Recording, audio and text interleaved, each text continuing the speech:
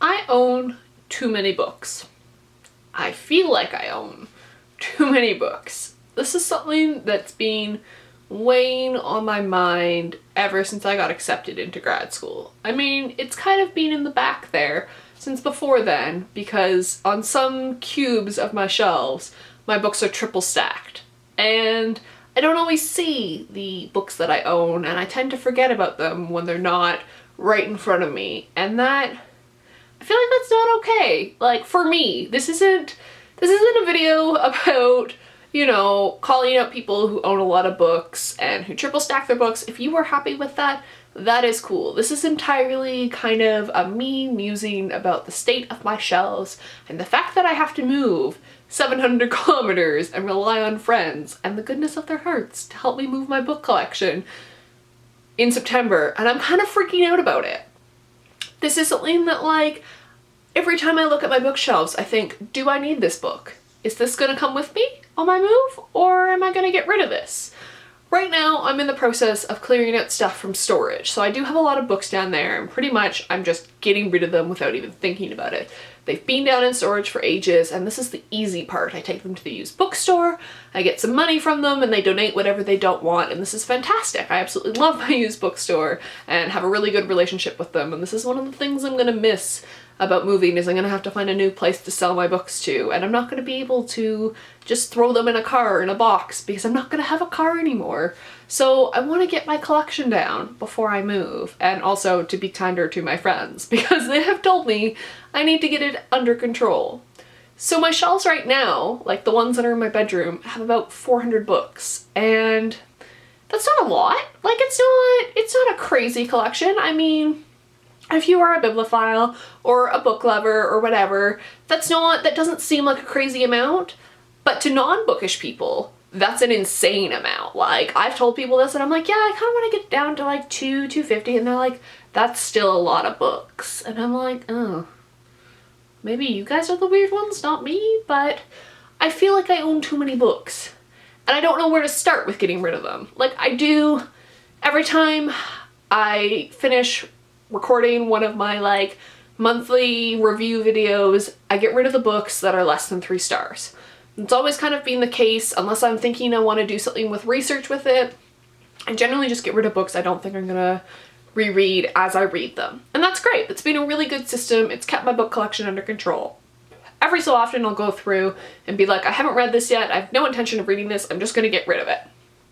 Also a really good system, but I still have 400 books. And that's a lot. And that's a lot to move. And like, so I'm looking at my drop cap series, and I have defended the drop caps a lot on this channel. There was kind of a divide on the booktubes whether or not you liked the drop caps or didn't like the drop caps, and I was always on the side of the drop caps because I thought it was really great because it kind of was a diverse selection of books, and I've read about half of them. And I don't have the whole collection. I'm short 3 books. And part of me is like, oh, it'd be so nice to complete the collection. And the other part of me is like, I just kind of want to get rid of them. I've reached the point where I've read enough of these that I'm happy, and the rest of them I'm kind of like, I don't know if I'm going to get to you anytime soon. And it's been over a year since I've read one of my drop caps, and I kind of feel like they're a bit of dead weight. And this is one of the things that I'm going to have to face the closer it gets to my move as to whether or not I'm going to keep them or not. And it's really hard because I've invested a lot of time into reading these books, a lot of time into buying these books, a lot of money into buying these books, and to let them go unread feels a bit wrong to me, but I also don't want to move them 700 kilometers if I haven't read them for a year. Like, that's stupid. It's stupid to spend the money to move the books when I haven't read them. Like, and I don't intend to read them. So it's one of those things. This has been like going through my brain. This is what has consumed my April, basically, and why I haven't read as much, because I've been so panicked about getting my book collection under control. And I have really hard decisions coming up.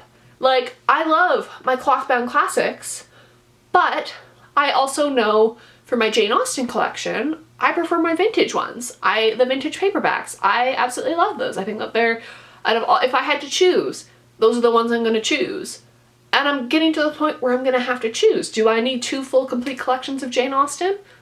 no, really don't. Like, and it's getting to the point where with some things I'm like, do I even need physical copies of these books? I have digital copies on my Kindle and I like reading on my Kindle. Do I need the collector item? Like, that's where I'm at. I'm just this is kind of like a rambly video because I haven't fully worked this out myself and I haven't even started tackling these shelves, but I thought it would be kind of a good discussion video to have. And what are your guys' perspectives on this? Because I'm panicking. I am fully panicking about this.